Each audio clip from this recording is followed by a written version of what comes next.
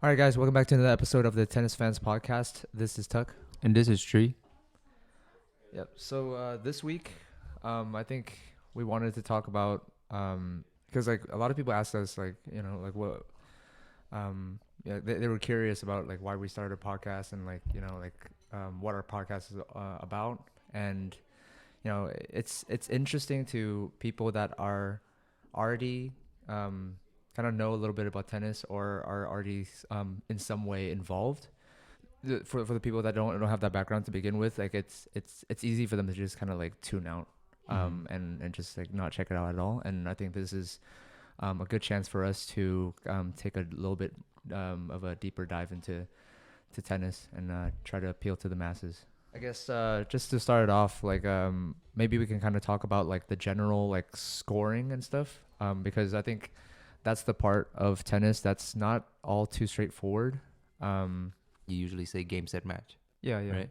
Everybody understands. I'm pretty sure like 85% of the U.S. population have heard of that phrase before. Yeah. So that's how the tennis game break down: game, set, and match. It's most of the tournament play best of 3. You win 2 sets of 3, you win the match. So set and match. Now we can talk about the breakdown of what makes up each set. Like, what do you have to win in order for you to win that one set?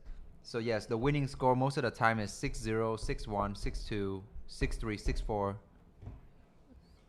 for you to win the set.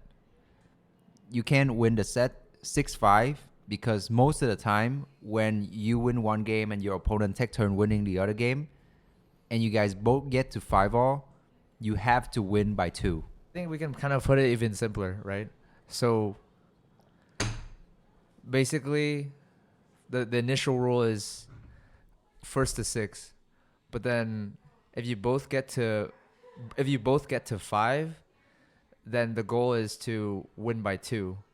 But if you both get to 6, then you have to then play. You have to go into this thing called the concept of a tiebreaker. Yes, you have. So when you both get to 6, you're right. When you both get to 6, you have to play a special game. A sudden death. A sudden death game, yeah, pretty much. All right. But yeah, that's so that's only at like what needs for you to, what you need, how many games you need, and a special game in order for you to win the set. Now we're gonna break down the scoring of each game. Yeah. Right. And so the scoring of each game follows. You start out with 0-0. Yep. If you win 1 point, you get 15. Yep. And then your opponent get minus 15. If I'm getting confused. He lost me.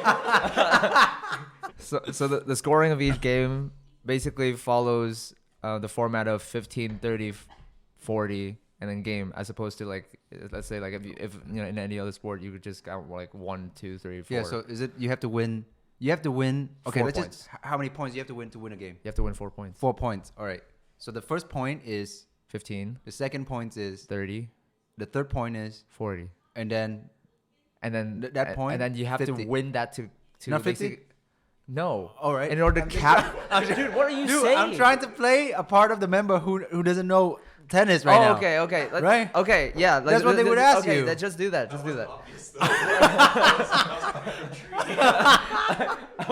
You play longer than me. You should be able to know that. Yeah. Okay, well, anyways. Yeah, so the first point is 15. Second point is 30. Third point is 40, and then the fourth point you just win straight up win the game. Basically, you want to capture the game, basically. Yeah, you capture the game. Yeah, so you have to win that last point. Okay, so Right. now what happens if The other person, like, Yeah. let's say you won 15, and the other person won a point. So then, like, it would be basically 15. 15. But then you don't say 15, you say 15 All. Right. And then you win the next point, it will be 30, 15. And then you win the next point on your end, you'll be 40, 15. And then if you win another point, you capture the game. Okay. If the other person, they're at 15. If they win 2 points, it's 40-40. 40-40. But usually people say it's like deuce. Deuce, yes. So when it gets to that point, now you have to win. Now between you and your opponent, you have to win 2 consecutive points in order to win the game. Right? Yeah. So now it's 40-40. I play against you and I win the next point, it will be advantage me. Yep, and then And you have to then- win again. And then I have to win another point in order for me to capture that game. If I lose that point, then it goes back to deuce. Yep. Right. So And then- technically, a game can last like basically Forever. infinitely. Yeah, infinitely. That's why you have like this match from John Isner and Nicholas Mahmoud. When they I mean, literally, if like- you guys really have time on your hands, you should go and watch that 11-hour match. Yeah, they literally takes no break, right? I mean, No, yeah, they there are did take breaks. breaks. There are breaks. Yes, They did? Yeah. Oh, okay. 3 days. Like Wait, there was a- it Wimbledon? Yeah, Wimbledon. Wimbledon, He right? he literally have like a tent outside the tennis court, and the only time they took a break is for him to sleep. I don't think they there. had a tent outside the tennis court. but yeah, it was an 11. I think like an 11 like 40 something hour match. Yeah. So like So that's- tennis can technically last It forever. can technically last forever. The part where the part that prevents it from lasting forever is the pressure. It relies on the pressure, the scoring pressure that cause one of the two person who play against each other to break, and to, not when I not to break down and Yeah. lost that. Let's talk about the special game when you get to 6-all. Oh, okay. Let's talk about tie breaks then. Yeah, so tie breaks. So now you have all those games that we just explained, right? And you take turn winning one, and we go back to the concept of you're now meeting each other at 6-6. You can't win by 2 games. You can't win by any points. Now you have to enter this special sudden death game called tiebreak. I don't even want to go there, dude. Honestly, seriously, dude. Oh, well, Well, and this is when you this- get to well, tie breaks, Well, this sudden death game is where the concept negative points apply. no. No, it does not. I don't think ever negative points. The special game, a person begins with 1 serve, and then it alternates to the other person with 2 serve, and then it goes back to this person with 2 serve, and then you're just going back and forth. First to First to 7. Yes. Why do you? That was too tentative.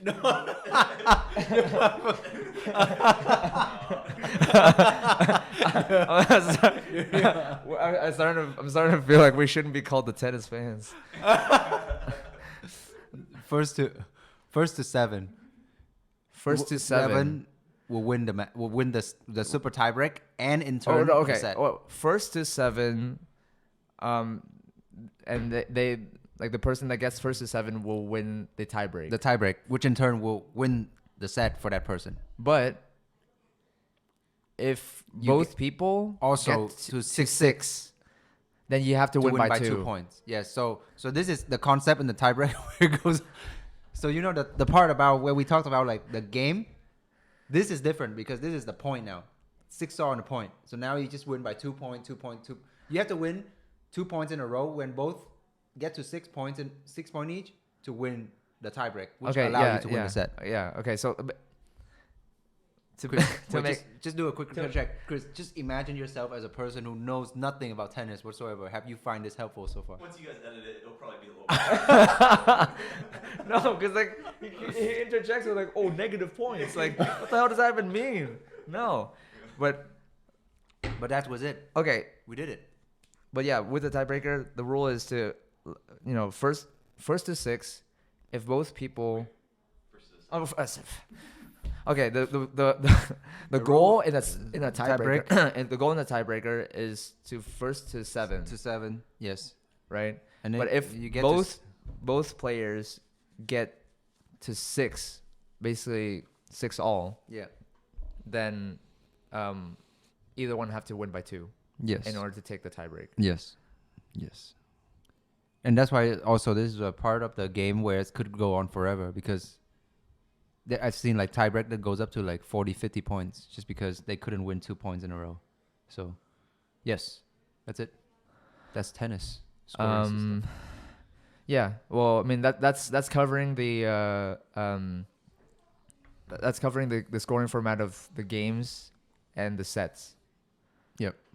And I guess depending on the tournament, Yeah, It's like gonna be yeah, again like I said, a majority of the tournament that you find on the professional tour, men and women, as well as a majority of the tournament, even in like USTA and like lower amateur level, yeah, is going to be play best of 3. But there's 4 tournament that makes you play best of 5, yeah. and it's only applied to men. It's basically best of 3 in Yes, most tournaments, most tournament. but with the with the exception for the big 4 tournaments, I guess people would say like they're the most prestigious The tournaments. prestigious 4 prestigious tournament, they call it The Grand the Slam. 4 Slam. Yeah. There's this.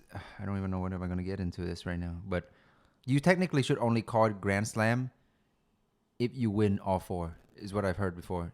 Each tournament is a slam. So yes, there's 4 slam big tournament throughout a year. There's the Australian Open, there's the French Open, there's Wimbledon, and then there's the U.S. Open.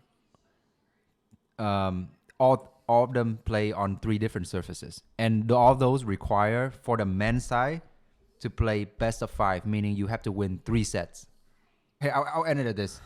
These 4 slam, the concept of like game, set, and match is very similar to what we just explained, Yeah. with the exception of they all have different rules when it comes to playing the final set, Yeah. fit set, and we're not gonna get into that. We're not gonna get into that, Yeah. but I just thought that like explaining the scoring is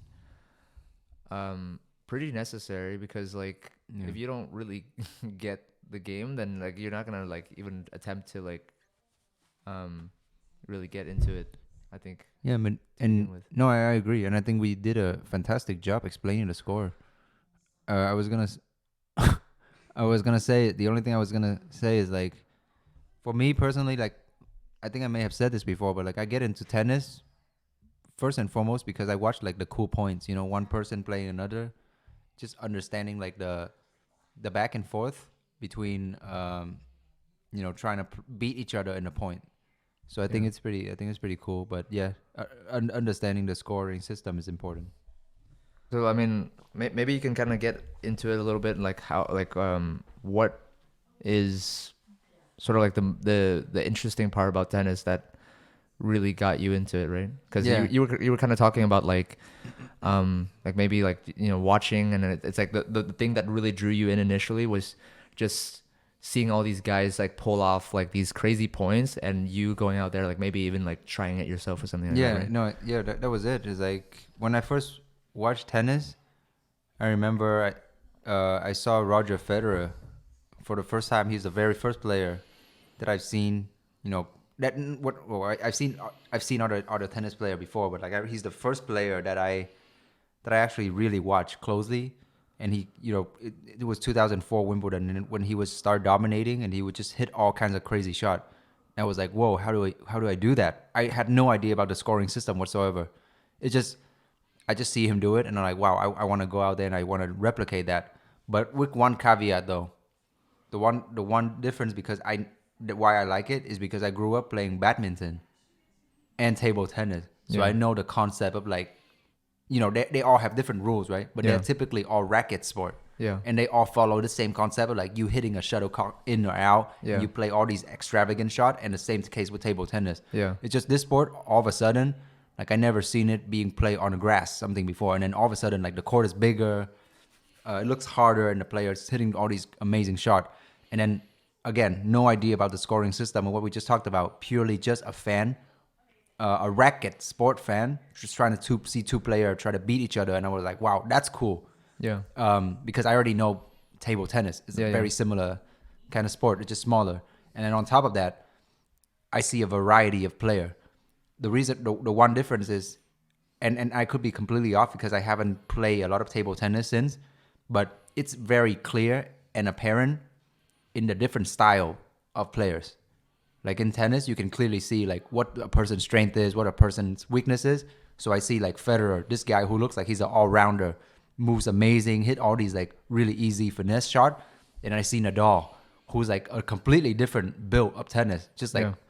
hitting Right. spin, muscling, like power. And then you see Andy Roddick, and then you see Agassi. All these players would have like different techniques, different backhand. Different techniques, different style. That was like, wow, like that's cool. Like they already have different style. They're trying to mesh and try to beat each other. That I learned about first, and that's what really intrigued me. Then the scoring come into play. Right. Then I start all these things. It is really hard. Like if you see like tennis TV and everything like that now they lay out like the scoring of how you win. It's very easy. Yeah. But like if you go back to a match in 2005, you know, like They how don't have those any- design, it's all designed differently. So it was even harder to pick it up back then because one channel has a different way they lay out a set score, and then another channel Yeah. has a different way they lay out a set score. There's no tennis TV back then. Yeah. You watch it on like, there's two places to watch it. Tennis channel, or would you have to have cable in order to do it? Or two, you have to watch tennis on like, you know, CBS, NBC, knowing when they show those tournaments. Yeah. So like all of them has different layout. So that was like the last thing on my mind of like trying to know the score, just understand and just watching the game for the pure excitement of it. Yeah. Yeah. I think for me, the thing that really got me into it was not necessarily even watching it. Like, I mean, we did kind of grow up watching it a little bit, like together. I remember like watching like Nadal and all that stuff when like during the come up. But I think like the real start for me to really get into it was, I think I talked about this like pretty briefly in like some previous episode, but when we went to France and like, you know, watching like all the cousins and you play, like, tennis is hard to pick up. And like once you start like feeling like you're able to hit the ball and like what all that stuff, like I think it becomes a little bit addicting in a way. And so yeah, That's the part that I think is gonna be the one that grabs the non-general tennis audience, somebody who's never played tennis before, going into the sport. yeah, Is the fact that they see someone, you know, like a group of people who playing like in your situation, or Yeah. they're seeing a professional playing on TV and hits all these amazing shots, as well as in that group of people having fun. Then they go out there and they try it themselves, and the moment they can hit one shot like that, it created like, I don't know what to say, Sort of like this this adrenaline of like, oh my gosh, like that feel good. Like I can't believe I actually did it myself. Yeah. And you want to come back and you want to learn the sport and do more. Yeah. And then you start taking lesson, and then you become better and you become better. Yeah. And then now you understand the game. You have somewhat of a decent skill set to go out there and play. You now have a coach, and the coach explains to you the score. And then now you have your favorite player or have your group of people to play with. Then you become really hooked in. That's how, like, I think a majority of the people who are in tennis now got hooked on in the first place. Because I would say, I'll tell you this: if you never have any of those factors, and you just go out there and have a hit about with Yeah. one of your person, you're not gonna have any fun whatsoever. Yeah. There's gotta, I mean, everybody's different, right? But I think for that aspect, it's harder to get into it if you're just like that. Yeah. And yeah, and then obviously like on top of that, like watching tennis as well, like there's certain elements to like watching, like I mean you know, with players like Kyrgios, like I mean he's a pretty controversial player, but like you can't deny that he does bring like a lot of attention to the sport. Yeah. And just because like I mean And you know, it could either be like negative or positive attention. It's attention either way. And for me, like my sort of viewpoint on him was like initially when I was watching him, like I didn't really like him in the beginning, but then you know it's just like you start kind of brushing everything aside and like just watching him for like the actual tennis, and he does bring like a very very entertaining game yeah. to watch. Yeah. No. I mean, even without the tennis part, like that's like him and his personality alone is like still just pretty interesting to just observe. Yeah. I was gonna say, like, to go off of that, he's like he's one of the few people that I think like bring in more people to watch tennis for sure, right? Because I think I said it before too, but like tennis is like a very high class sport. Bringing back like the back then when it was, you know, it first introduced it, you see people like wearing, you know, nice sweater, all white, wooden racket. You play in like a grass court Yeah. in like a village in England or something like that, and it's like very high end. I think But that's what people normally people would think of yeah, like but when then they hear tennis. Yeah. now it went to a transformation since like the 1980s with McEnroe, 1990s with like Agassi, Sampras, and then slowly it transformed into the sport that it is today. And now, like, I think it's doing a great job of like trying to transform itself, with, you know, the line calling, the technology, all that stuff to make it easier for people to follow. But I still think there are certain aspects of it that it can improve in order to generate more audience. Because my personal opinion is like you don't want, and I know this is hard, right? This is gonna create a lot of argument and controversy if I say this, but like people who play football, people who watch football, NBA, they go to those stadium and they don't have to be quiet during like the match or during the game. Like they just feel free that they to be themselves. They feel like they're in control, and that's why people are trying to do that in tennis. Like the crowd, they try to get involved, and you hear more like the audience or like the umpire trying to shut them down and like the player trying to shut them down. I think that aspect of it is like that's what causing that barrier, that little barrier, still like trying to get people more involved in sport. Yeah, in tennis. So like that's why I think there has to be a fine line of like they're trying to keep the tennis culture versus trying to improve or allow certain things that bring in more people into watching the sport and becoming fan of tennis. And you know what I was thinking too?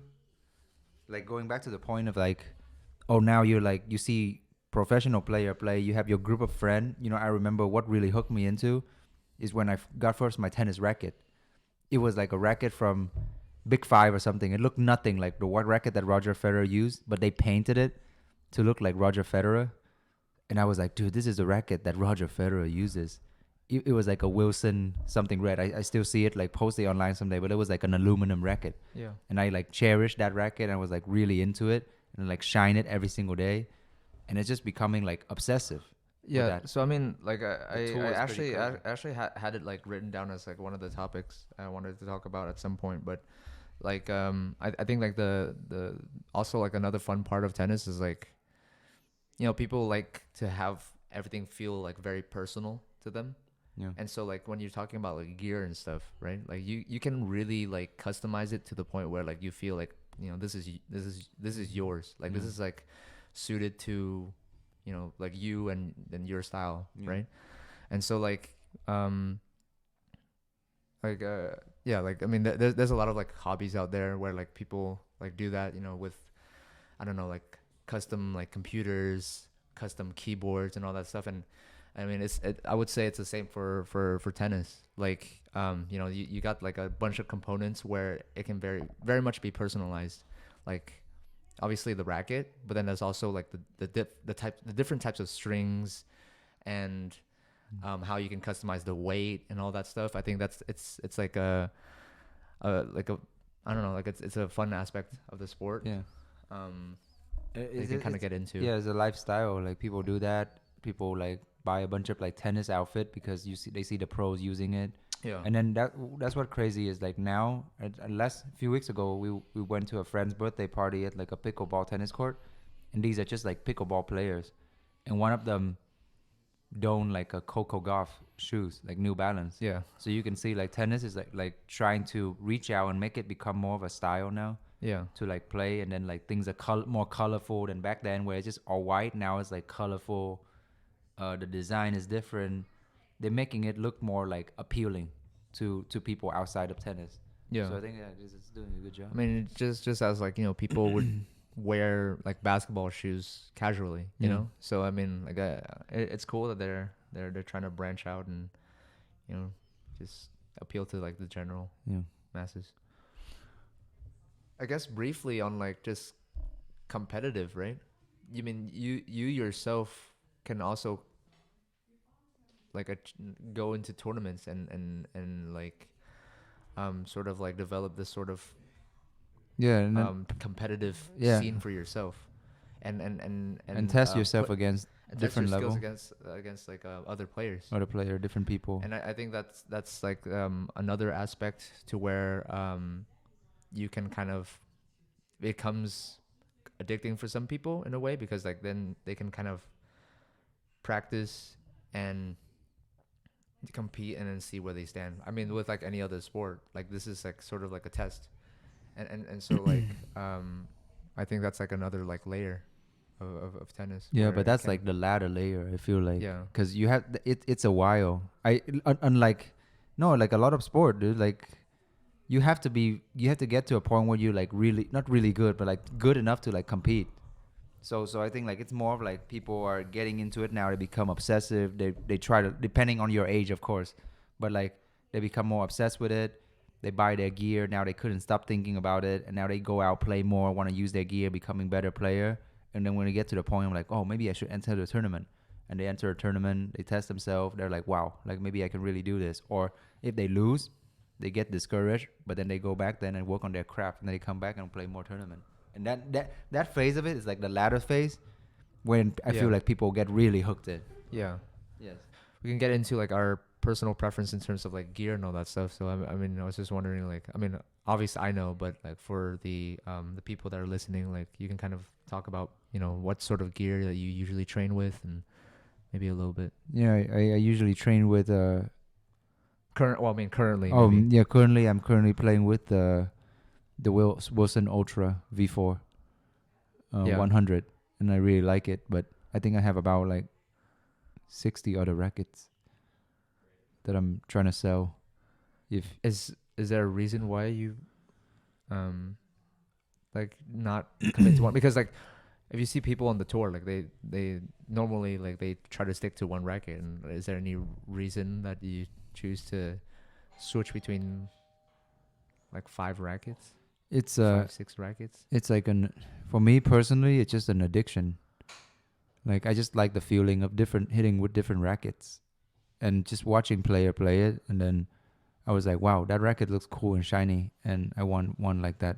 And I just work hard and get the money and buy it, and I Okay. hit with it. But Then clothes is just like anything. yeah, clothes is Yeah, just clothes anything. anything. Now I don't care so much about clothes. Yeah. Now I just like to be in something comfortable, and shoes the same.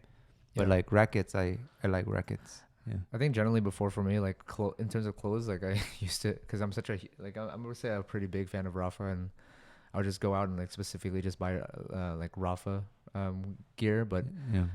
now not so much. I like to kind of just wear like whatever that's like, you know, plain and simple and comfortable. But in terms of just like shoes and like rackets, I've always stuck with Babala for a while, and I've switched to Wilson for a little bit, but I always came back to Babala, and right now I'm using a Babala Pure Aero 98. VS. Well, I started with a VS, but then like I switched to a Pure Aero 98. Yeah. And it's I think so far it's suited like how I play. Yeah. And in terms of string, I'm currently using.